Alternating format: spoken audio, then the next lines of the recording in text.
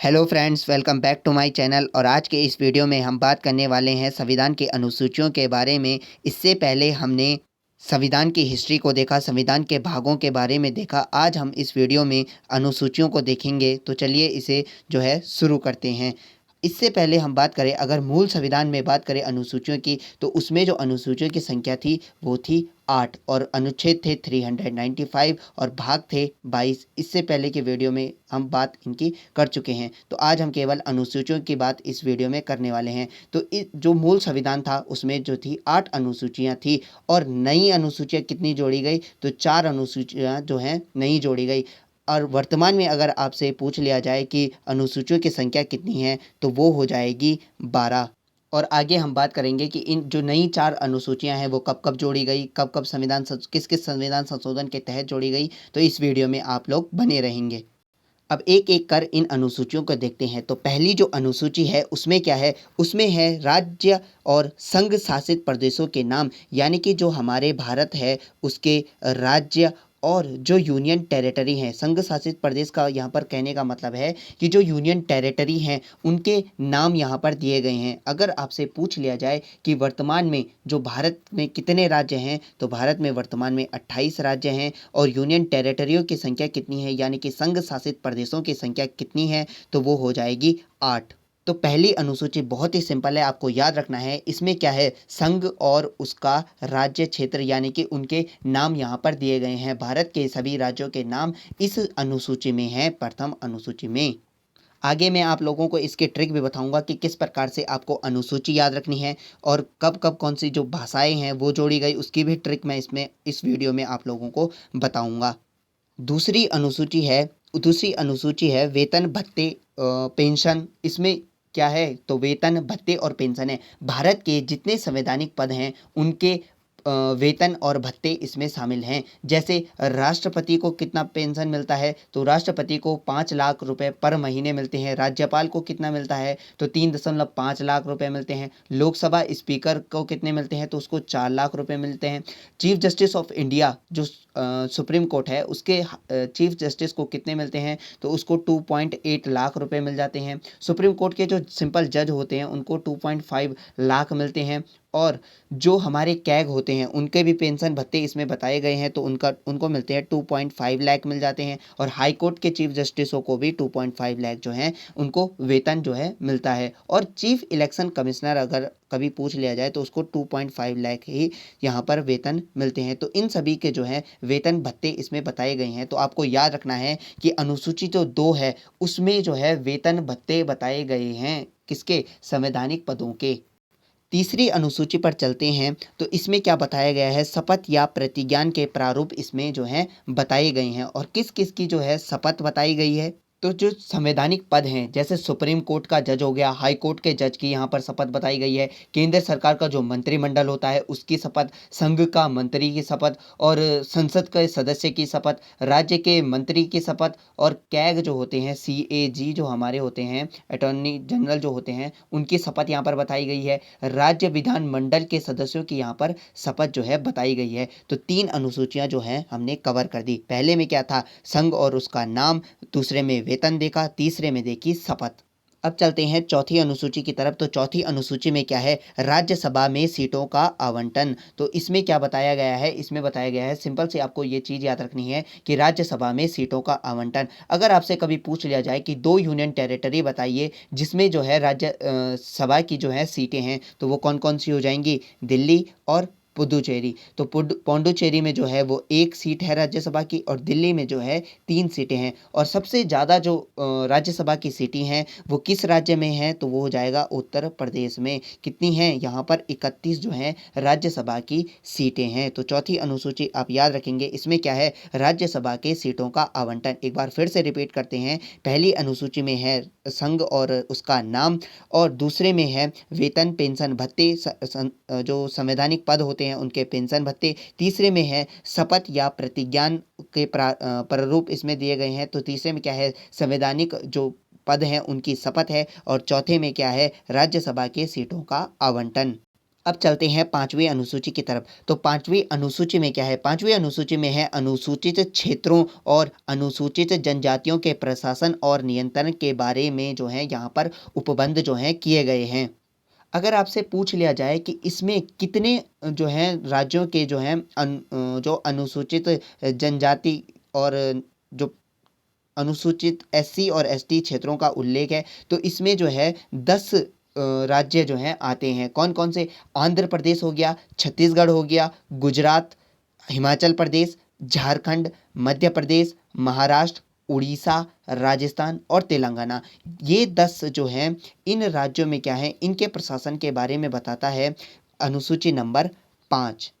Simple सी चीज़ आपको पांचवी अनुसूची से याद रखनी है कि इसमें क्या है, अनुसूचित क्षेत्र यानी कि एससी और एसटी क्षेत्र के प्रशासन और नियंत्रण के बारे में ये हमको जानकारी देता है। नेक्स्ट है अनुसूची नंबर 6। तो अनुसूची नंबर 6 में क्या है? देखिए, अनुसूची नंबर 6 में भी क्या है, जनजाति क्षेत्रों का प्रशासन, यहाँ पर प्रशासन और नियंत्रण के बारे में यहाँ पर बताया गया है। लेकिन इसमें जो है स्पेशली 4 राज्यों को मेंशन किया गया है। कौन कौन से? असम, मेघालय, त्रिपुरा और मिजोरम। तो अनुसूची नंबर 6 जो है वो किसके बारे में बताती है? असम, मेघालय, त्रिपुरा और मिजोरम राज्यों के जो है जनजातीय क्षेत्र के प्रशासन के उपबंध के बारे में जो है बताती है। अब जो अनुसूची नंबर 6 है, उसको याद करने की जो ट्रिक है, इन 4 राज्यों को याद करने की जो ट्रिक है, वो कई लोग याद करते हैं कि ATMM से याद रख लेंगे। तो ए से क्या है? असम हो जाता है, टी से त्रिपुरा हो जाता है, एम से मेघालय हो जाता है और एम से मिजोरम हो जाता है। लेकिन कभी कभी क्या होता है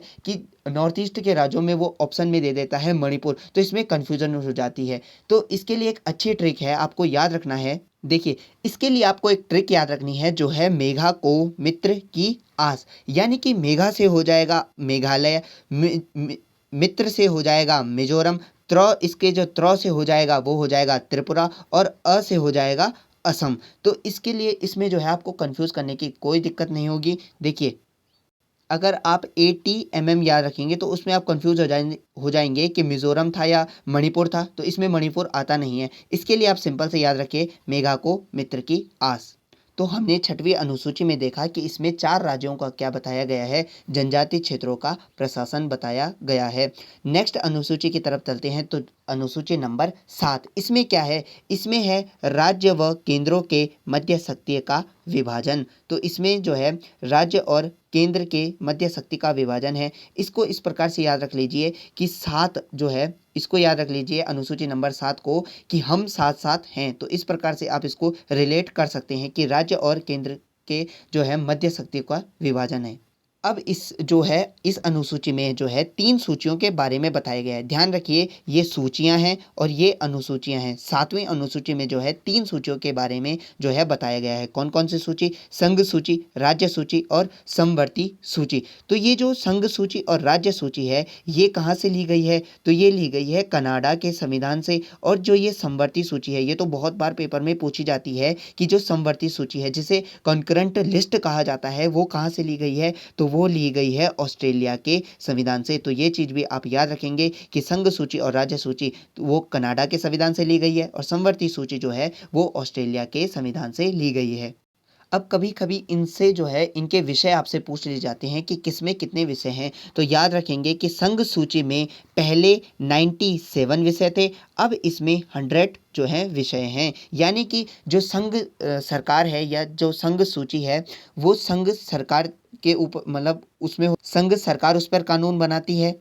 तो जो संघ सरकार है वो पहले 97 विषयों पर कानून बना सकती थी और अब जो है 100 विषय पर जो है कानून बना सकती है। अगर राज्य सूची की बात की जाए तो राज्य सूची में पहले 66 जो थे विषय थे, अब यहाँ पर जो है 61 विषय हैं। यानी कि राज्य सूची में जो है राज्य सरकार को कितने प्रकार के कानून बना सकती है? तो 61 प्रकार के इन्हें कानून बनाने, विषय पर कानून बनाने का जो है अधिकार है। समवर्ती सूची की बात की जाए जिस पर दोनों ही केंद्र भी और राज्य भी जो है कानून बना सकते हैं, तो वो कितने हैं? पहले थे 47 विषय, अब जो हैं वो 52 विषय हैं। तो इन विषयों को भी आप याद करेंगे। संघ सूची में पहले कितने विषय थे? तो 97 विषय थे, अब कितने हैं? 100 हैं। राज्य सूची में पहले कितने थे? 66, अब कितने हैं? 61। और समवर्ती सूची में कितने थे? 47, अब कितने हैं? 52। और एक और चीज़ आपको याद रखनी है कि जो संघ सूची है उसको केंद्र सूची भी कहा जाता है। तो संघ सूची के अगर विषयों को हम देखें तो इसमें आ जाता है रेल, रक्षा और आरबीआई और भी जो है एयरपोर्ट आ जाते हैं इसमें, नेशनल हाईवेज़ आ जाते हैं इसमें, जनगणना आ जाती है, रेडियो, टीवी, बैंक, बीमा, नागरिकता सब इसमें आते हैं, संघ सूची के विषय हैं। अगर राज्य सूची के विषय की बात की जाए तो पुलिस इसमें आ जाती है और पंचायत आ जाती है, कृषि इसमें आ जाती है, हॉस्पिटल इसमें आ जाती है और जेल, सिनेमा इसमें आ जाते हैं। अगर समवर्ती सूची के विषयों की बात की जाए तो इसमें विवाह, शिक्षा, वन, वन्यजीव सुरक्षा और जनसंख्या नियंत्रण और इसमें जो है ट्रेड यूनियन, आर्थिक योजना, ऐसे सभी विषय जो हैं इसमें जो है आ जाते हैं। विषय कभी कभी आपसे पूछ लिए जाते हैं। नेक्स्ट है सबसे इम्पोर्टेंट जो अनुसूची है वो है हमारी 8वीं अनुसूची। इसमें क्या है तो इसमें जो है संविधान द्वारा मान्यता प्राप्त जो है इसमें भाषाएं हैं, भाषाओं का उल्लेख इसमें मिलता है। अगर हम बात करें कि वर्तमान में कितनी भाषाएं हैं तो वर्तमान में जो मान्यता प्राप्त जो संविधान द्वारा भाषाएं हैं वो हैं 22। और अगर मूल संविधान में बात की जाए तो वो थी 14 भाषाएं। इसका मतलब जो नई वर्तमान में जोड़ी गई हैं वो हैं 8 भाषाएं। तो 8 भाषाओं को और मान्यता दी गई है यहाँ पर संविधान के द्वारा। तो पहले कितनी भाषा थी मूल संविधान में, वो थी 14 भाषाएं और जो वर्तमान में भाषाएं हैं तो वो 22 भाषाएं हैं। अगर इसको देखा जाए कि कब कब ये जोड़ी गई तो जो 8 नई भाषाएं हैं उनको देखें। अगर जो पहले एक भाषा जोड़ी गई, फिर जोड़ी गई 3 भाषाएं और फिर जोड़ी गई 4 भाषाएं, इस प्रकार से जो है ये 8 भाषाएं जुड़ी। अगर पहली भाषा की बात की जाए तो 21वां जब संविधान संशोधन हुआ 1967 में तो किस भाषा को जोड़ा गया तो सिंधी को यहाँ पर जो है जोड़ा गया। अगर बात करें कि 3 नई भाषाएं कब जुड़ी थी तो ये जुड़ी थी जब 71वां संविधान संशोधन 1992 होता है। तो इसमें कौन सी भाषाएं जुड़ी तो इसकी एक ट्रिक है, आप याद कर लीजिए, नमक से आप याद कर सकते हैं इन भाषाओं को। तो ये 3 कौन कौन सी भाषाएं थी तो न से याद रखिए नेपाली, म से याद रखिए मणिपुरी और क से याद रखिए कोंकणी। तो इसकी यहाँ पर जो है ये ट्रिक है, नमक से आप लोग इसे रिलेट कर सकते हैं। इसको याद करने की ये ट्रिक है कि जो 3 बाद में जोड़ी गई भाषाएं 71वें संविधान संशोधन के तहत वो कौन कौन सी हैं तो न से नेपाली, म से मणिपुरी और क से कोंकणी। अगर बात की जाए कि 4 अन्य भाषाएं जो बाद में जोड़ी वो कब जोड़ी गई तो वो जोड़ी गई 92वां संविधान संशोधन यानी कि 92वां संविधान संशोधन 2003 के तहत जो है ये 4 भाषाएं, अन्य 4 भाषाएं जो हैं 8वीं अनुसूची में जो हैं जोड़ी गई। और ये 4 भाषाएं कौन कौन सी हैं तो इनके याद करने की एक ट्रिक है, BDSM से इसे आप लोग याद रख सकते हैं। BDSM से आप लोग इसे याद रख सकते हैं। कैसे, बी से जो है वो बोडो हो जाएगी, डी से जो है वो डोगरी हो जाएगी, संथाली जो एस से जो है वो संताली हो जाएगी और एम से जो है वो मैथिली भाषा हो जाएगी। तो ये हमने 8वीं अनुसूची को देखा और आप इसे याद रख लीजिए, वरना वीडियो को जो है पीछे करके देख लीजिए अगर आप लोगों को समझ नहीं आया है। एक बार फिर से रिपीट कर देता हूँ। तो जो पहले अगर मूल संविधान की बात की जाए तो उसमें थी 14 भाषाएं। वर्तमान में कितनी भाषाएं हैं 22 भाषाएं। नई कितनी जोड़ी गई तो 8 भाषाएं जोड़ी गई। इन 8 भाषाओं में से जो है पहले जोड़ी गई 21वें संविधान संशोधन के तहत कौन सी जोड़ी गई, सिंधी जोड़ी गई। फिर 3 भाषाएं जोड़ी गई, कब जोड़ी गई 71वें संविधान संशोधन 1992 में। नमक इसकी जो ट्रिक है, नेपाली, मणिपुरी और कोंकणी इसमें जोड़ी गई।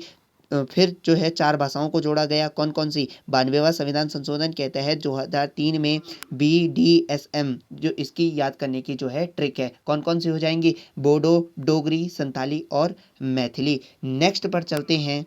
अच्छा, इससे पहले एक और चीज़ याद कर लेंगे कि जो 14 भाषाएं थी उनमें कौन कौन शामिल थी। जो मूल संविधान था उसमें जो 14 भाषाएं थी वो कौन कौन सी थी तो एक थी असमिया, दूसरी थी बंगाली या बांग्ला और तीसरी थी गुजराती, फिर हो गई हिंदी, फिर कन्नड़, कश्मीरी, मलयालम, मराठी, उड़िया, पंजाबी, संस्कृत और तमिल, उर्दू और तेलुगु। तो ये जो 14 भाषाएं थी ये मूल संविधान में जोड़ी गई थी और उसके बाद जो है 8 नई भाषाओं को जोड़ा गया था जो कि हमने यहाँ पर देखा। अब हमने बात करी थी कि जो मूल संविधान था उसमें मात्र जो थी 8 जो थी अनुसूचियाँ थी। अब जो यहाँ से अनुसूचियाँ हैं ये 4 अनुसूचियाँ आपको याद रखनी है कि ये कब कब जो हैं जोड़ी गई थी साथ में इनके इनमें जो विषय है उसको भी याद रखना है और जो कब कब जोड़ी गई थी ये भी याद रखना है। तो अब इन्हें जो है हम यहाँ पर देखते हैं। पहले यहाँ पर नवीं अनुसूची को देखते हैं। तो नवीं अनुसूची में क्या है, तो इसमें है कुछ अधिनियमों और विनियमों का विधि मान्यकरण, यानी कि इसमें क्या है, इसमें जो है भू सुधार यानी कि जमींदारी व्यवस्था को यहाँ पर जो है समाप्त किया गया। और जमींदारी जो व्यवस्था थी वो अंग्रेजों द्वारा जो शुरू की गई व्यवस्था थी उसको यहाँ पर जो है समाप्त किया गया। और कब समाप्त किया गया, तो पहला संविधान संशोधन 1951 के तहत इस जो है अनुसूची को जो है जोड़ा गया और इसके तहत जो है जमींदारी जो व्यवस्था थी उसे ख़त्म किया गया। और इसमें क्या है, तो इसमें भू सुधार से संबंधित कानून इसमें नवीं अनुसूची में सम्मिलित हैं।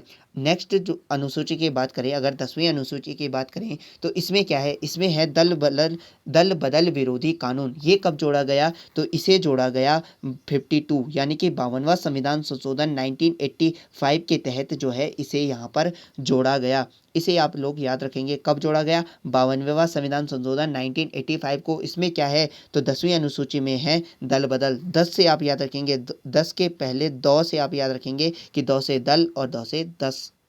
इस प्रकार से आप इसे रिलेट जो है कर सकते हैं। अगर नेक्स्ट अनुसूची की बात की जाए तो 11वीं अनुसूची में क्या है, तो इसमें है पंचायती राज की शक्तियां, प्राधिकार और उत्तरदायित्व, यानी कि इसमें क्या है, पंचायती राज की शक्तियों से रिलेटेड इसमें जो है कानून है। और इसमें कितने विषय हैं, तो इसमें 29 विषय हैं। और इसे जो है कब जोड़ा गया, तो इसे जोड़ा गया जो 73वां संविधान संशोधन हुआ था 1992 के तहत जो है इसे जोड़ा गया। तो 11वीं अनुसूची कब जोड़ी गई, 73वां संविधान संशोधन 1992, जब जो है पंचायती राजों को जो है क्या दिया गया, संवैधानिक दर्जा जो है यहाँ पर दिया गया। अगर अंतिम अनुसूची की बात करें कि 12वीं अनुसूची में क्या है, तो इसमें जो है नगर पालिकाओं आदि की शक्ति, प्राधिकार और उत्तरदायित्व इसमें सम्मिलित हैं। और इसमें कितने विषय हैं, तो इसमें 18 विषय हैं। और पंचायती राज में हमने बात करी थी कितने विषय हैं, तो इसमें 29 जो है विषय हैं। और 12वीं अनुसूची को कब जोड़ा गया, तो 12वीं अनुसूची को जोड़ा गया 74th संविधान संशोधन 1993 के तहत जो है इसे जो यहाँ पर जोड़ा गया। अब तो हमने यहाँ पर जो है पूरी अनुसूचियाँ जो 12 के 12 अनुसूचियाँ हैं हमारे संविधान में उनको देखा। अब अगर हम इनकी बात करें कि इनको पूरी तरीके से याद कैसे रख सकते हैं, तो इसकी एक ट्रिक है, आप लोग ट्रिक याद कर लीजिए। तो यहाँ पर जो है ट्रिक मैंने यहाँ पर लिख दी है। आप लोग एक ट्रिक याद करेंगे, टीयर्स ऑफ ओल्ड पीएम, जिन्हें इंग्लिश में याद करना है वो इंग्लिश में याद इसे कर सकते हैं, टीयर्स ऑफ ओल्ड पीएम। तो टी से जो है टेरिटरी हो जाएगा, ई से जो है इम्यूलमेंट हो जाएगा जिसे हम कहते हैं शपथ, माफ़ कीजिएगा, जिसे हम कहते हैं वेतन। यहाँ पर दूसरी अनुसूची है जो वेतन है। ए से जो हो जाएगा वो होगा एफर्मेशन, और आर से जो हो जाएगी वो राज्यसभा हो जाएगी। एस से जो है वो शेड्यूल एरिया हो जाएंगे। और ओ से जो है अदर शेड्यूल एरिया, जो हमने 4 राज्यों की बात करी थी कि जो मेघा को मित्र की आस, एक ट्रिक बताई थी, आप इससे याद कर सकते हैं। और एफ से क्या हो जाएगा, तो इसमें हो जाएगा function between union and state, यानी कि जो शक्तियों का विभाजन संघ और राज्यों के बीच में जो है। ओ से आप याद करेंगे ऑफिशियल लैंग्वेज, यानी कि जो संविधान के द्वारा प्रदत्त जो हैं भाषाएं हैं, कितनी हैं, 22 भाषाएं हैं। एल से जो हो जाएगा लैंड रिफॉर्म, यानी कि भू सुधार हो जाएगा। डी से जो हो जाएगा वो डिफेक्शन हो जाएगा। पी से जो होगा वो पंचायत होगा। और एम से जो होगा म्यूनसिपाल्टी, यानी कि जो नगर निगम है, नगर निकाय हैं, उनसे रिलेटेड। तो हमने यहाँ पर जो है 12 की 12 अनुसूचियों की यहाँ पर जो है ट्रिक देखी। तो फ्रेंड्स ये था हमारा संविधान सीरीज का दूसरा भाग, जिसमें हमने जो है अनुसूचियों को यहाँ पर जो है देखा। और यहाँ पर जो है आप इनका स्क्रीनशॉट जो है ले सकते हैं। तो यहाँ पर मैंने जो है सिंपली जो है टेबल के रूप में यहाँ पर अनुसूचियों को लिखा गया है, आप इसे स्क्रीनशॉट जो है ले सकते हैं। तो फ्रेंड्स हमने यहाँ पर जो है संविधान का जो है अनुसूचियों को यहाँ पर देखा। अगर आपको ये वीडियो पसंद आई तो इसे लाइक कीजिए, शेयर कीजिए और चैनल को जो है सब्सक्राइब ज़रूर कीजिए। Thanks for watching. Thank you friends.